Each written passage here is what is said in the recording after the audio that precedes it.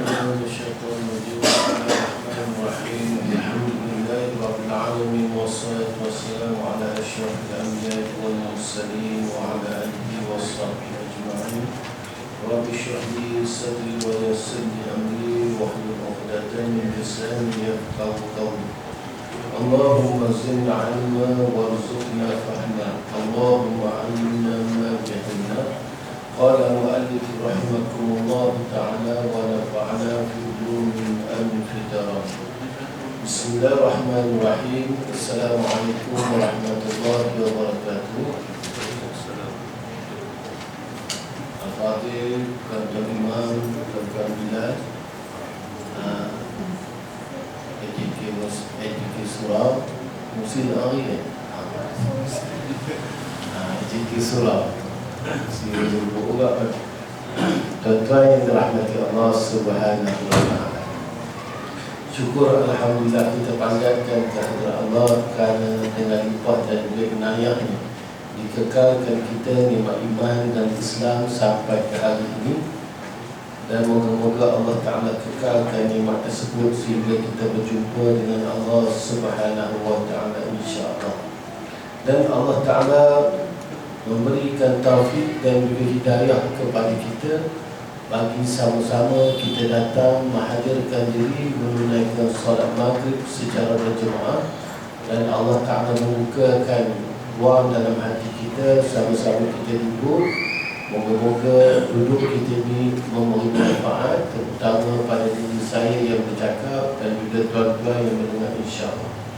Kita sambung pelajaran kita iaitu kitab Ushul Tahqiq. Pada 2 bulan yang lepas rasanya saya ada hutang dengan tuan-tuan kan? Ingat tak? Kalau tak ingat hujung boleh terus ada hutang. Jadi kita ulang balik yang yang itu pada muka surat 17 tu. Macam mana dia boleh jadi 50? Pada muka surat 17 bawah sekali tu yang dalam bracket tu wa yajibu ala kullu mukallafin tu, tengok baris yang atas tu 1, 2, 3, 4. Barisan 4 start daripada bracket bawah sekali tu. Jumpa tidak? Muka surat 17, muka surat 17 dalam bracket bahasa Arab tu yang bawah sekali, cuba tekan tu 1, 2, 3, 4 baris. Dia kata apa? Dia kata qala musannif rahimakumullah ta'ala, maka dengan makna dua yang dahulu itu nyata masuk terkandung di dalamnya simpulan iman yang 50. Macam mana simpulan iman tu boleh dapat 50 tu? Cuba tengok dia punya perincian itu, iaitu 20 yang wajib dan 20 yang mustahil dan 10 yang harus, yang terhimpun semuanya kepada kata La ilaha illallah. Dalam La ilaha illallah dia ada 50 sifat perkara yang terkandung dalam kalimah tersebut. Belum masuk Muhammadur Rasulullah lagi, baru La ilaha illallah, tiada Tuhan melainkan Allah Ta'ala. Di situ 50 sifat. Jumpa, tahu 50 sifat tu. Kan ada yang jumpa 52. Sebab saya jumpa 50. Kalau tuan-tuan jumpa 52, kira okey lah tu. Boleh tukar tempat kan. Jadi 50. 50. Jadi apa dia 50? Ni yang terhenti tadi. Baik, yang pertama kita belajar sifat iftiqar dan juga istighna. Iftiqar apa dia? Dalam kalimah La ilaha illallah ada sifat istighna dan juga iftiqar. Iftiqar maknanya berkehendak tiap-tiap sesuatu kepada Allah Ta'ala. Itu sifat rububiyah, sifat kehambaan. Sifat hamba berkehendak kepada Tuhan dia. Itu iftikar. Fakir maknanya orang yang berkehendak. Iftikar ni maknanya berkehendak tiap-tiap sesuatu kepada Allah Ta'ala. Maka sifat berkehendak makhluk kepada Allah Ta'ala ni, maka di situ dalam 20 tu dia ambil dalam 20 tu. Okey, kita tengok sifat yang pertama, hayat. Dia sebabkan Allah Ta'ala hidup dan kita ni berhajat kepada Allah Ta'ala. Kalau Allah Ta'ala tu musnah, kita berhajat tak pada dia? Kita tak berhajat. Dia sebabkan dia ada sifat hayat, maka kita ni bersifat dengan sifat musnah, maka orang yang musnah perlulah bergantung kepada orang yang kekal, iaitu Allah Subhanahu Wa Ta'ala. Sebab Allah Ta'ala ada sifat hayat lah, kita berhajat kepada dia. Allah Ta'ala kata apa? وَلِكُلِّ أُمَّةٍ أَجَلٌ فَإِذَا جَاءَ أَجَلُهُمْ لَا يَسْتَأْخِرُونَ سَاعَةً وَلَا يَسْتَقْدِمُونَ. Dan tiap-tiap umat tu dia ada masa expired dia. Dan bila sampai masa expired dia tu, Allah Ta'ala tidak akhirkan ataupun tidak terawal, dia syah. Begitu.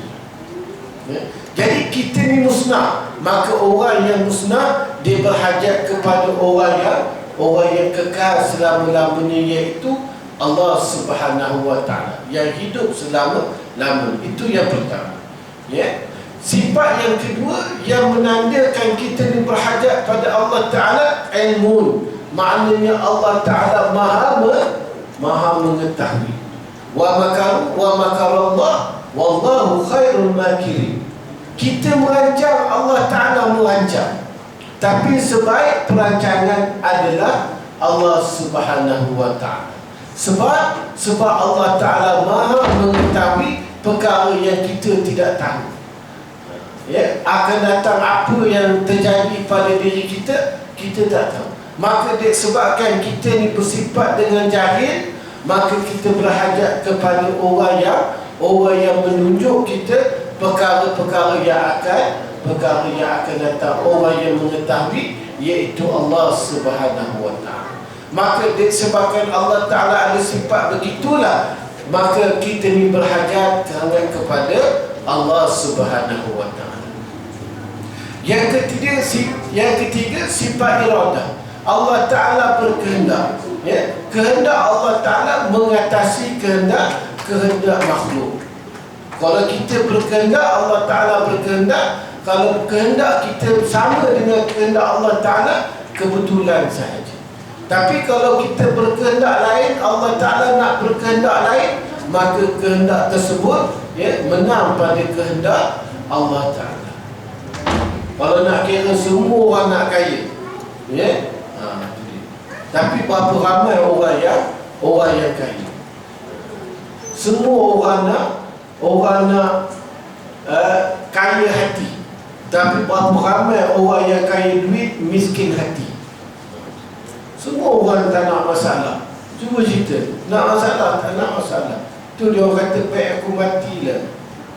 Kalau mati tak ada masalah. Sebab masalah ni orang tanda. Dia tak tahu lepas mati lagi banyak masalah.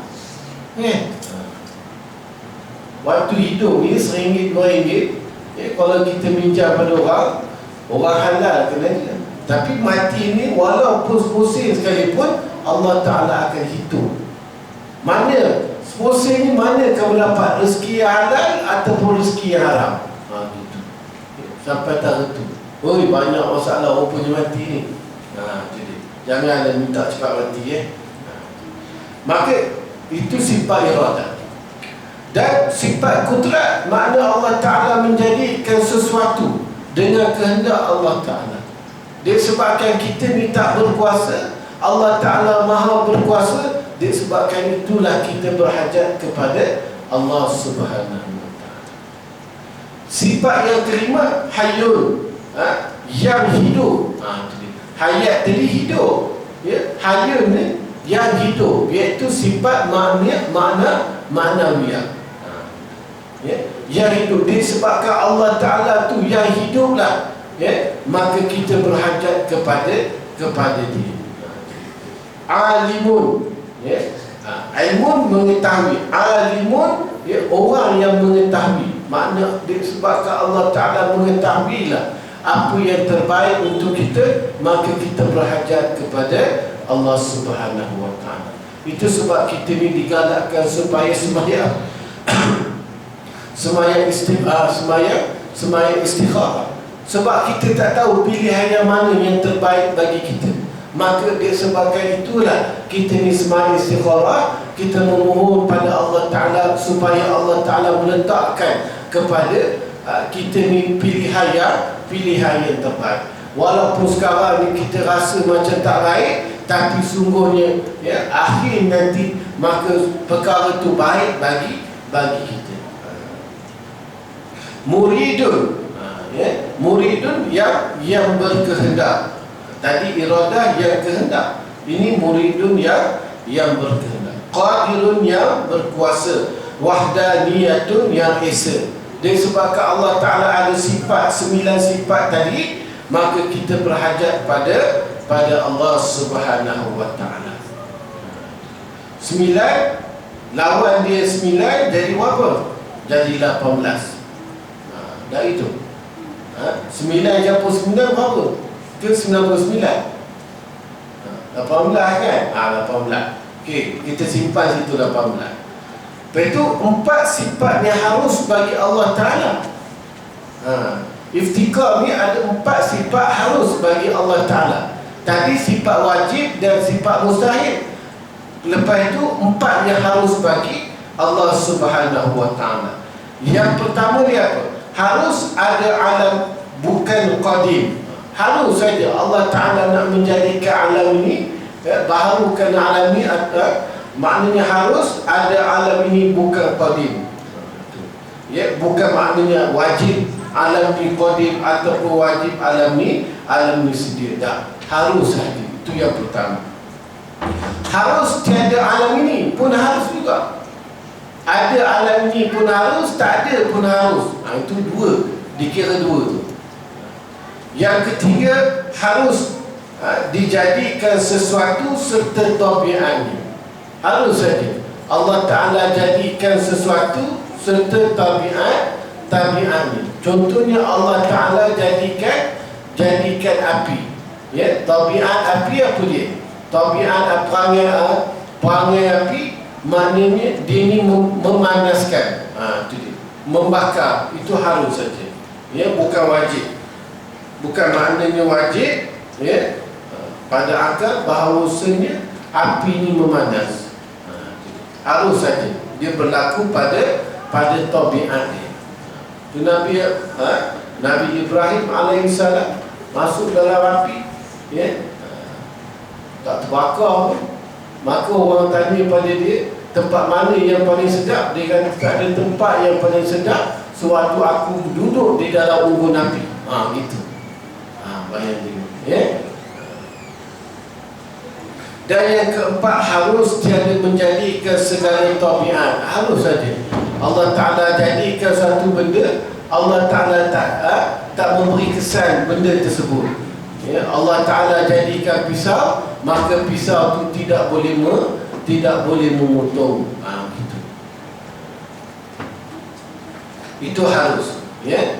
Bukanlah wajib, maknanya bila pisau tu maka dia boleh potong, tidak. Ya, api maknanya dia boleh membakar, tidak juga. Ya, kadang-kadang kita dah bakar lah, ya, tapi tak cair juga besi itu. Itu harus saja. Ya.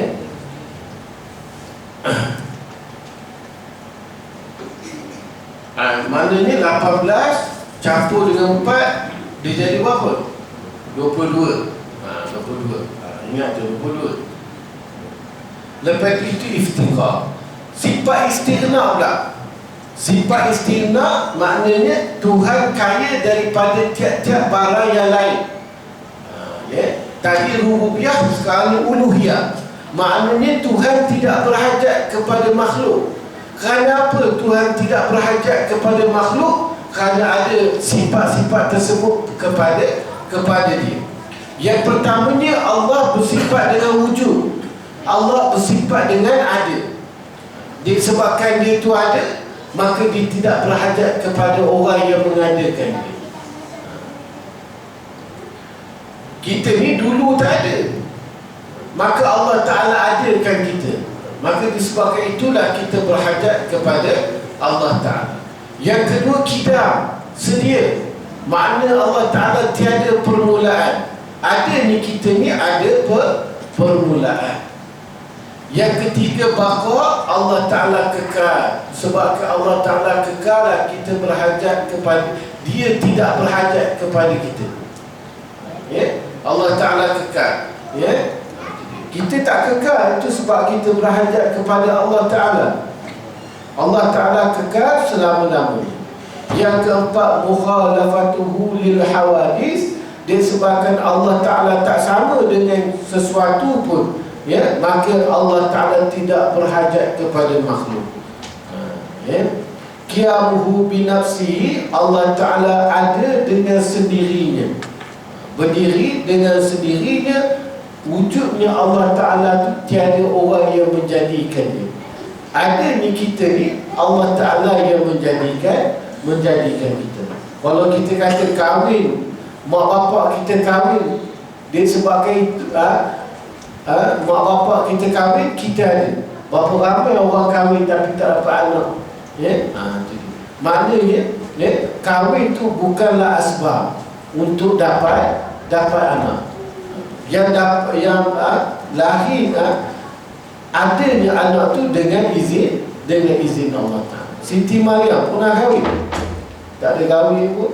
Tak. Tapi ada Nabi Isa AS. Ya? Allah Ta'ala nak tunjukkan bukan disebabkan kahwin tu kamu dapat anak. Asbab saja. Kullu syai'in sababah. Setiap benda dia ada asbab. Nabi Adam AS, mana mak bapak dia? Tak ada. Ya? Allah Ta'ala nak tunjukkan kekuasaan dia. Yang menjadikan anak ni adalah Allah Subhanahu wa Ta'ala.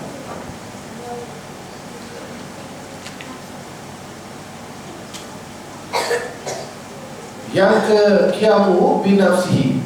Yang keenam, sama Allah Ta'ala maha melihat.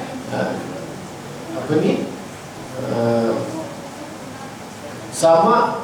Yang ke-6, yang ke-7, basar Allah Ta'ala. Sama Allah Ta'ala maha mendengar, basar Allah Ta'ala melihat. Kan? Yang kita baru kita dengar, kan? Subhanalladzi asra bi'abdihi laylan minal masjidil haram ilal masjidil aqsa alladzi barakna hawlahu linuriyahu min ayatina innahu huwas sami'ul basir. Itu sifat wajib bagi Allah Ta'ala. Baik, kita cerita sikit. Sebab apa Allah Ta'ala memperjalankan Nabi selepas Isyak turun sebelum subuh? Ya? Maka ulama mengatakan bahawasanya, ya, Allah Ta'ala jemput Nabi pada ketika itu disebabkan kita juga disarankan beribadah, digalakkan beribadah pada ketika itu, ketika Nabi bertemu dengan Allah Ta'ala. Sebab pada masa tersebut, iaitu pada masa yang hening, ya, orang tak ada hingar-bingar, ya, tak ada yang mengacau kita untuk berbuat ibadah. Maka Allah Ta'ala jemput Nabi Muhammad pada ketika itu. Maka kita umat dia digalakkan untuk bangun tahajud pada ketika itu. Maka disitulah masa yang sesuai untuk kita bermunajat dengan Allah Ta'ala. Kita menyesal, ya, kalau kita berdoa lepas zuhur, kita duk cerita, ya, kita duk cerita, ya Allah Ta'ala, ampunilah dosa mata aku, dosa mulut aku, ya, dia tak ada rasa free sangat. Lain dengan kita bangun pukul 2 pagi, bangun pukul 4 pagi, kita kata benda yang sama, dia feel tu dia lain. Itu, ya. Kalau kita biasa buat, ya, sembahyang tahajud, bila kita bangun tahajud 2-3 pagi, ya, maka kita berdoa dengan Allah Ta'ala, kita bermunajat dengan Allah Ta'ala, kita sesal dengan kesalahan kita yang telah lepas, insya-Allah besoknya ada perubahan bagi diri, ada pada diri kita. Bila kita nak mengatur orang, kita teringat, ya Allah, tadi aku dah mohon dah taubat, maka kita tak jadi mengatur orang. Kalau kita nak ada perasaan nak buat jahat, ya Allah, tadi aku dah taubat dah pada Allah Ta'ala, jangan berprasangka buruk pada orang, dia tak jadi. Maka perkara tersebut menjadikan kita ni orang yang lebih baik. InsyaAllah dia ada kesan ni, kesan daripada sembahyang tahajud. Maka pada ketika itulah kita bermunajat, yang mana pada ketika itulah Nabi bertemu dengan Allah Subhanahu Wa Ta'ala. Baik, bersama lagi. Yang ketujuh, yang ke-8, kalam, Allah Ta'ala maha berkata-kata. Sami'un, Allah Ta'ala maha mendengar. Basirun, Allah Ta'ala maha melihat. Mutakallimun, Allah Ta'ala yang berkata-kata. Di situ dia ada 11. Qidam, wujud, 1. Qidam, baqa, mukhalafatul lil hawadis, qiyamu bi nafsi, 5. Sama' 6. Basar, 7. Kalam, 8. Sami'un, yang maha mendengar, 9. Basirun, yang maha melihat, 10. Mutakallimun, 11. Jadi 11 yang wajib dan lawan dia 11 yang mustahil. Jadi makna 11 campur 11, dia tak jadi 1111, dia jadi 22. Gitu. Itu yang wajib. Dan yang mustahil dia ada 6. Yang pertama, harus Allah Ta'ala membuat makhluk. Harus saja Allah Ta'ala menjadikan kita, harus, bukanlah wajib. Itu yang pertama. Yang kedua, harus tiada memperkuatkan makhluk. Harus saja Allah Ta'ala tak menjadikan anak bagi kita. Harus saja. Harus Allah Ta'ala tidak pertemukan jodoh bagi kita. Harus saja. Bukanlah maknanya wajib. Umur 50, maka wajib dia dapat suami ataupun isteri. Ada orang sampai mati pun tak ada kahwin. Padahal duit banyak, dalam bil banyak duitnya, kenyang ada wajib. Yang ketiga, harus bagi Allah Ta'ala membuat sesuatu dan menghukum dia. Harus saja Allah Ta'ala jadikan sesuatu, Allah Ta'ala jadikan kita, dan Allah Ta'ala hukum setiap kesalahan kita. Harus saja, bukanlah wajib. Jika Allah Ta'ala nak masukkan kita ke dalam syurga, nak masukkan kita dalam neraka, itu hak Allah Ta'ala. Hal bukanlah wajib. Itu yang ketiga. Yang keempat, harus tiada memperbuat suatu dan tiada menghukum. Harus saja Allah Ta'ala, dia tak buat, maka dia tak hukum. Dan nak hukum apa, dah tak buat. Gitu. Dan yang kelima, harus Allah Ta'ala menjadikan sesuatu dan memberi bekas setiap sesuatu. Allah Ta'ala jadikan api, maka api ni boleh menganguskan, boleh membakar, itu harus saja. Bukanlah wajib. Allah Ta'ala jadikan api itu boleh bakar. Dan harus menjadikan sesuatu dan tiada memberi bekas tiap-tiap sesuatu. Harus menjadikan sesuatu dan tiada memberi bekas. Tiada memberi tadi harus menjadikan sesuatu dan memberi bekas. Allah Ta'ala jadikan pisau, maka pisau ini dapat memotong. Dan juga harus Allah Ta'ala menjadikan pisau, dan pisau ini tidak dapat memotong, seperti yang berlaku pada Nabi Allah Ismail alaihissalam. Jadi itu 6 yang harus bagi Allah Ta'ala. Jadi 22 campur dengan 6, 28. Tadi berapa? Tadi 22, ini 28. 22 campur 28 cukup 50. Tak masuk lagi Nabi. Sifat Rasul tak masuk lagi. Bawa la ilaha illallah. 50 aqidatul iman. Terus bila orang tua dia kata 50. Lepas tu dia kata 60.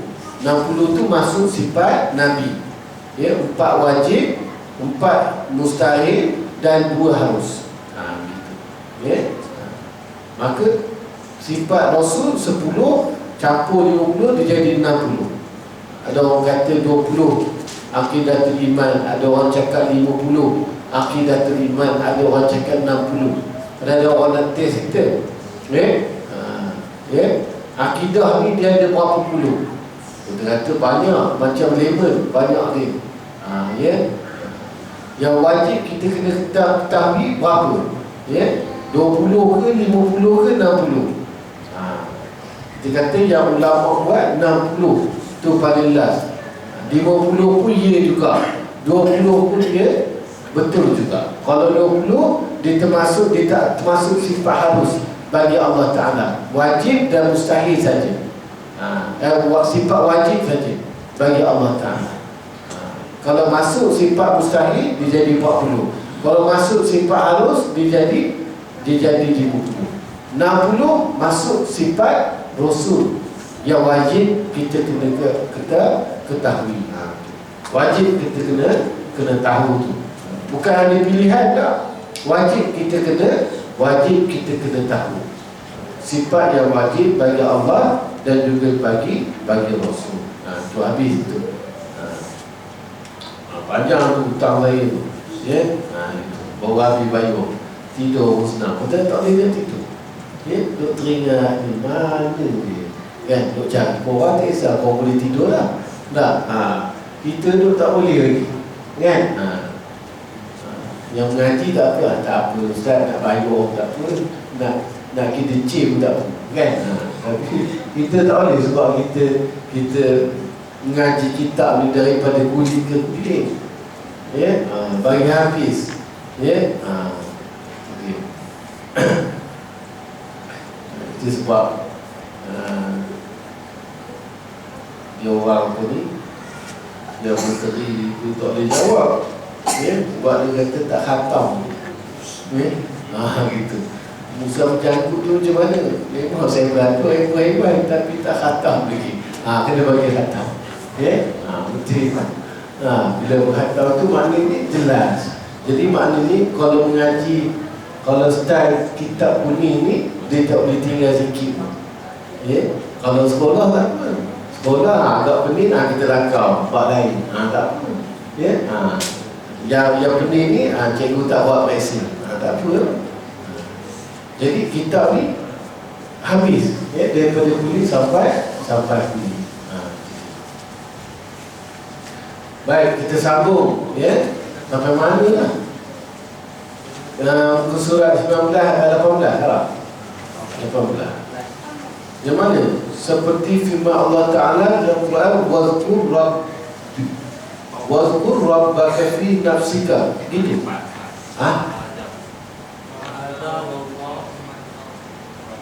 Oh, atas ni. Nombor 4. Oh, balik. Wa hadha wallah min a'zami al-iftira'i ala kalimatin la ilaha illallah li'annaha kalimatun haqqun wa khairun sadaqun kaifa bighairi ma'naha min aslihi li'anna kalimatu fasharun wa ma'na lubun famadha tasna'u bil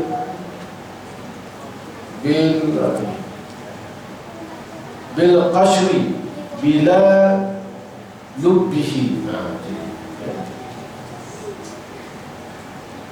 Wa hadha wallahu min a'zami al-iqtira'i ala kalimati la ilaha illallah li'annaha kalimatun haqqun wa khabarun sadaqun kaifa bighairi ma'naha min aslihi li'anna kalimatu fasyarun wa ma'na lubun famadha tasna'u bil qashri bila lubbihi.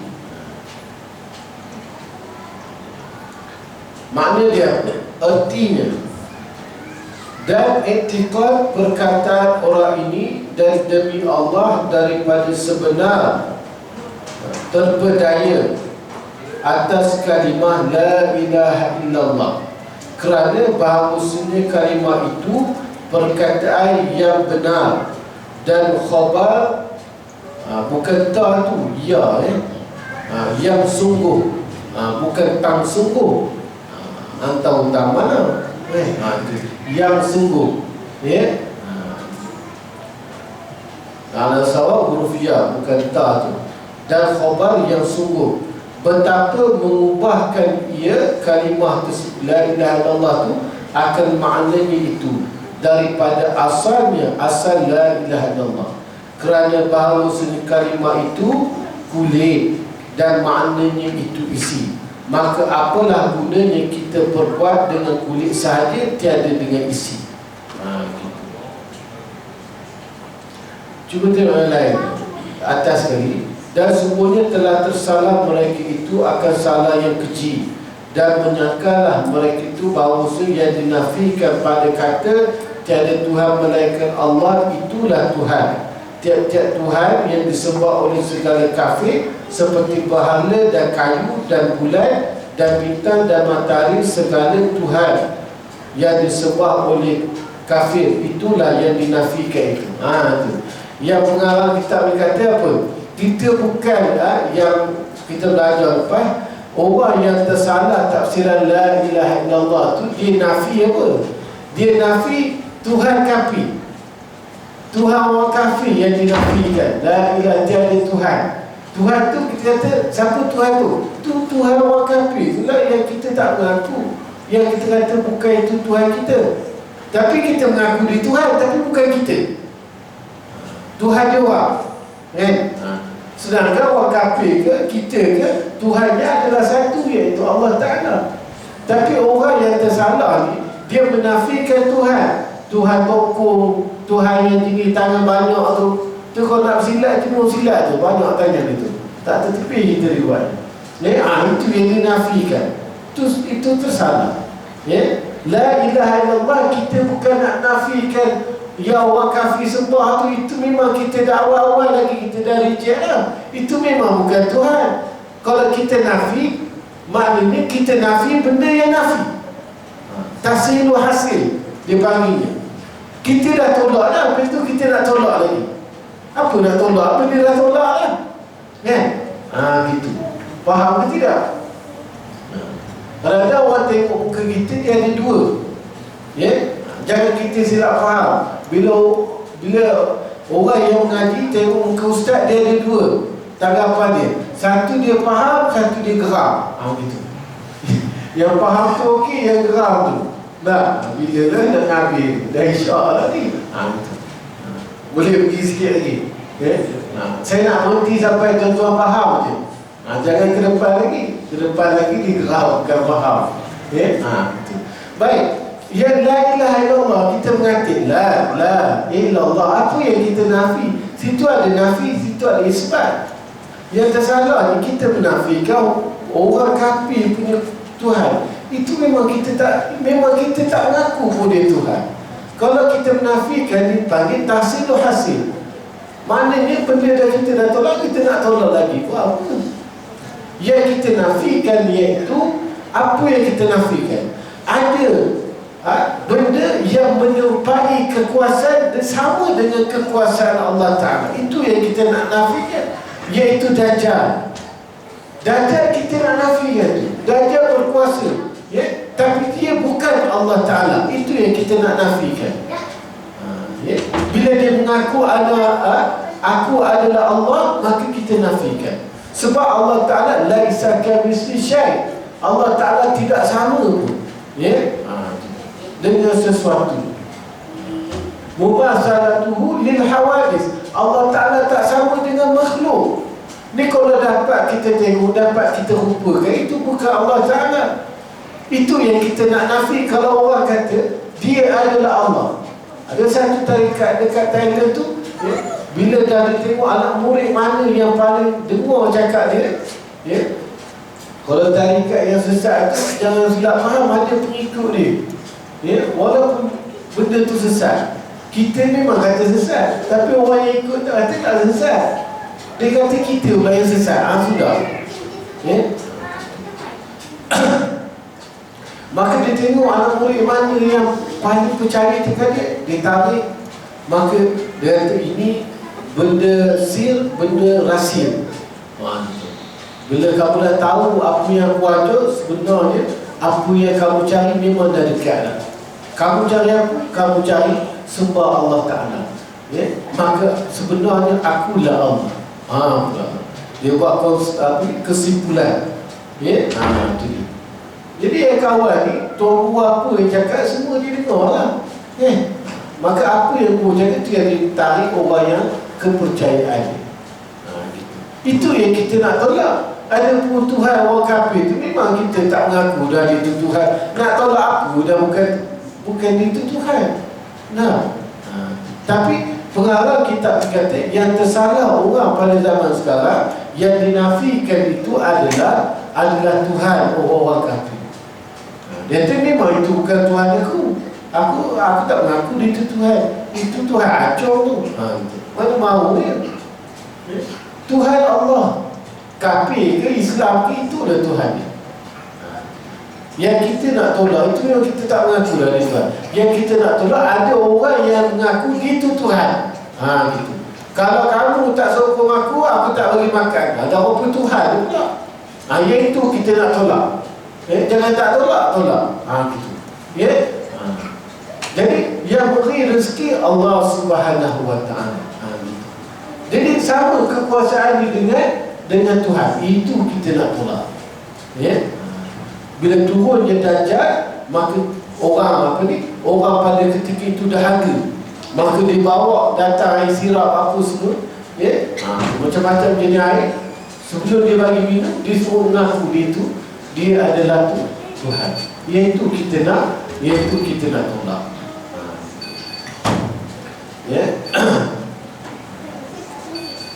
Jadi kita sambung balik. Wahada wallahu min a'zami al-iftira'i ala kalimatin la ilaha illallah li'annaha kalimatu haqqun wa khabarun sadaqun kaifa bi ghairi ma'naha min aslihi li'anna kalimatu fasharun wa ma'na lubun famadha tasna'u bil qashri bila lubihi. Baik. Jadi saya ingat saya berhenti sampai situ. Situ juga berhenti kan? Yang aku berhenti situ. Senang sikit pada tanya. Baik. Itu rasanya dah faham semua tu. Dia tak lepas lagi yang geram dah. Yang faham saya dah terus berhenti. Jadi kita cerita sikit pasal puasa. Boleh Baik, kita nak puasa sikit. Saya ambil masa tak lama. Lebih kurang tadi juga ada masa. Jadi baik, kita jangan yang kita puasa dapat pahala. Yang dapat pahala pun banyak orang. Itu dia. Yang tak dapat apa pun ia juga. Sebab Nabi dah beritahu, kam min shaimin laisa lahu min siyamihi illa ju'wal 'atash. Berapa ramai orang yang puasa tapi dia tak dapat apa-apa daripada puasa dia, melainkan ju'wal 'atash, melainkan lapar dan juga dahaga. Kita jangan, aku puasa, aku dapat pahala. Tak, jangan. Bila kita itu sebab walaupun kita tak tahu, kita remind balik, kita ingatkan balik, ustaz-ustaz ingatkan lagi supaya apa?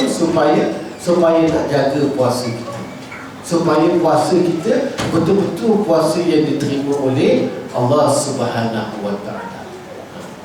Dan dalam puasa ni, saya nak ambil sikit yang selalu menjadi kelalaian bagi kita bila kita berbuka dan juga bersahur. Berbuka, kadang-kadang kita berbuka. Lepas orang azan, kita berbuka, lepas tu semayang. Semayang tu takut-takut tak kita terlupa. Ya? Kalau tersalah tak boleh, terlupa tak apa. Ya? Tersalah macam mana? Macam orang tutu beritahu pada cucu dia, pada anak dia, makan jangan tengok jam. Ya? Maka kalau orang dah azan, kalau kita tengok depan makan, kalau baru dah tengok jam, Allah, aku dah tersalah dah, itu dimaafkan. Gitu. Tak apa. Kalau tengok jam, memang tak boleh makan. Kalau nak makan, jangan tengok jam. Orang tu cakap gitu. Kadang-kadang, ya, kalau kita tak ikut perangai dia, habis dia makan, orang pun balik daripada sembahyang subuh. Tak macam tu. Itu tersalah tu. Ya, bukan tersilap. Kebanyakan orang tersilap, tersilap dan cuai benda. Contoh macam dia makan kuih ataupun selalunya, tak tahu di sini ke tu, makan kuih lepas tu solat kan. Kuih tu lepas kita makan bertabak ke ataupun kuih seribuka ke, kuih bengkang yang jadi khas bengkang, tak apalah, kita makan. Lepas tu dia tak kumuh, masih ada dalam mulut dia tu sisa makanan. Faham tak? Lepas tu dia semayang. Sah ke tidak semayang? Sah ke tidak? Tuan-tuan jawab. Jangan marah saya. Kan? Tak sah sebab ada sisa makanan. Tak. Besar lah tu sisa dia. Tak. Gitu. Dia tak kumpul. Ini kecuaian. Selalu kita buat. Ya? Kalau kumpul pun kumpul dengan teh tarik. Mana mahu dia? Orang dah azan ni, tengok ada setengah lagi gelas kan, kumpul-kumpul. Ya? Dengan teh tarik. Masih lagi ada perisa. Ya? Itu sebab kita lepas kita berbuka, kita nak solat, pastikan tak ada satu pun sisa makanan dalam mulut kita. Ya? Kalau rasa-rasa tu, itu dimaafkan rasa. Jangan seketul nampak tu kerana kita kerana rasa mulut kita keluar dekat bibir tu kan. Kita tak ambil lagi. Sebab ini kita congki apa semua mulut kita, pastikan mulut kita dah bersih dah, baru kita solat. Begitu juga bersahur. Ya? Bersahur waktu imsak tu dah kena break dah. Jangan kena minum air kosong, kita cuci dah. Ya? Janganlah waktu imsak macam kita. Ya? Kita lampu kuning tu yang kita press tu kan. Kita lampu kuning, dia tambah pula tan kuning tu. Tak mahu ni. Tan kuning tu kalau orang dah azan ada dalam mulut kita, maka wajib kita kena keluarkan. Kalau kita kata mungkin ni kata yang keluar ni daging ayam macam ni, kena keluarkan. Itu kecuaian yang berlaku setiap kali bulan Ramadan. Jadi kalau kita dah orang azan masih lagi ada sisa makanan, kita pun telat, batal tak puasa kita? Batal. Solat subuh pun tak sah sebab kita makan waktu dalam solat. Kalau kadang-kadang kita kata tak apa, tersilap kan, tak tahu bulan Ramadan kan, tak mahu tersilap sampai dah pengumuman raya pun tersilap juga pagi. Mana mahu je kan. Jadi kalau pagi itu pun jarang sangat ada orang sekarang ni. Dulu tak pun. Dulu terlanjur makan apa semua kan. Itu sebab jam apa semua tak ada. Ikut pula tu panduan ayam koko. Kebetulan malam tu orang dah belasah ada ayam. Memang tak koko lah kawan tu. Kan? Jadi kita pun terlajar. Itu tak apa lah. Ini handset pun ada, jam pun ada, orang pun dah azan dah, dengar kan speaker dua itu. Jadi cuba elakkan sebanyak mana kesalahan yang kita lakukan, baik dari segi mulut dan juga anggota kita di dalam bulan Ramadan. Sebab Rasulullah bagi tahu dah ada orang puasa dia tak dapat pahala puasa, tak kerugi. Allah Ta'ala dah hidupkan kita di dalam bulan Ramadan. Kita pun dah kata Allahumma barik lana fi Rajab wa Sya'ban. Allah Ta'ala dah keberkatan dah. Allah Ta'ala dah hidup dah. Wa baligna Ramadan. Allah dah sampai dah kita dalam bulan Ramadan. Tapi bulan Ramadan yang kita lakukan pada masa sekarang tidak diterima oleh Allah Ta'ala. Sepatutnya bulan Ramadan lebih baik amalan kita daripada bulan Ramadan yang telah lepas. Sepatutnya azam kita. Ya, bukan makin lama makin tak ada pahala Ramadan kita. Sebab Nabi bagi tahu, kita jangan sedar kita puasa dapat pahala dah. Ya, sebab Nabi kata ada orang yang tak dapat pahala. Hanya itu yang kena ingatkan balik. Kalau boleh buka buku-buku supaya kita ingat balik benda yang mengurangkan pahala kita, benda yang membatalkan pahala puasa kita dan sebagainya. Kita ingat balik. Sebab Allah Ta'ala dari berapa ramai dekat-dekat nak puasa ni, Allah Ta'ala panggil mereka itu. Dalam bulan Syakban ni banyak orang Allah Ta'ala panggil. Itu sebab dekat-dekat puasa memang banyak. Dia macam musim tu pula. Gitu. Jadi Allah Ta'ala dah hidup dah kita dalam bulan Ramadan ni. Kita pun tak tentu dan tidak raya tu. Jadi kita hidupkan bulan Ramadan ni. Kalau boleh buat banyak mana amalan sunat. Kalau terawih tu biasa sini 8 untuk 8 mungkin kita dah biasa buat. Sebab sembahyang sunat sebelum Zuhur tu 2, Zuhur tu 4, lepas Zuhur tu 2, dah 8 dah macam biasa je kan. Cuba kita tambah sikit dah, jadi 11 ke 10 ke, kira okey lah. Kalau boleh kita tingkatkan lagi. Tahun lepas kita biasa buat 8 ya. Hari ni tahun ni aku nak buat perbezaan sikit, aku nak buat 4 aja. Itu tak mahu. Itu makin bodoh tu. Ya. Jangan. Kalau dah balik rumah tu pakai takdir lah tu. Ya. Kalau boleh 8 tahun ni try buat 10. Ya. Kalau terus buat 20 takut terkejut pula kaki tu. Begitu. Dah lama-lama 10 puasa try cari tempat-tempat yang sambung juga. Ya. Maknanya kita jadi orang yang lebih baik dari semasa ke semasa. Daripada bulan Ramadan dengan bulan yang akan datang ada perbezaan. Jangan kita rasa Allah macam sama je bulan Ramadan. Maknanya ada masalah tentang puasa kita. Ya. Penat, udahlah lapar puasa tu. Dahaga, itu sebenarnya nikmat. Nikmat Allah Ta'ala balas di akhirat nanti. Ya? Dia ada satu syurga Allah Ta'ala khususkan untuk orang yang berpuasa dengan sebenar-benar puasa. Jadi cuba kita cari balik, ya, ingatkan balik dan elakkan sebab banyak kesalahan yang boleh kita lakukan di dalam bulan Ramadan. Yang mana baik itu datang daripada Allah Ta'ala, kekurangan itu kelemahan dari saya sendiri. Malam ni sejak pagi. Sikit ya. Pasal malam ni nisfu Sya'ban. Nisfu Sya'ban ni iaitu pertukaran buku. Kan? Jadi pertukaran buku tu hadis Rasulullah. Jadi dia kata lakukan perkara-perkara yang baik. Maka ulama dia mentafsirkan hadis tersebut, ya. Maka di antara perkara yang baik kita membaca Quran. Tak kira lah benda yang kita rasa baik. Dan juga kita berpuasa. Ya, ada juga orang yang berpuasa, ada juga orang yang membaca Quran. Bentuk ibadah. Kalau kita nak kata tak boleh, Yasin bid'ah, batal lah Baqarah pun, tak ada masalah. Ya. Macam orang dewasa kan, Al-Fatihah kan, orang mati kan. Kita kata mana boleh? Al-Fatihah mana ada hadis tak? Tak kisah yang penting Al-Quran. Ya. Yang itu je yang selalu kita baca.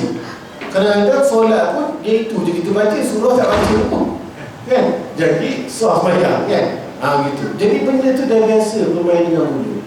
Dia macam Yasin. Ulama khususkan, ulama letak Yasin sebab Yasin ni kita selalu buat. Bila kita selalu buat, banyak benda yang kita dapat perbetulkan dalam pembacaan tersebut. Hukum tajwidnya kita pun confident. Kalau kita baca surah Yusuf, Kuda Langgang dia buatnya berbelit lidahnya. Surah Yusuf, surah Maryam kan? Gitu. Jadi tak kira lah apa benda pun, ya, dalam nisfu Syaban, biarlah pertukaran buku tu, ya. Dalam kitab yang lain diceritakan Allah Ta'ala tanya pada malaikat, dia kata, dah apa waktu kamu tinggalkan hamba aku ni, apa hamba aku lakukan?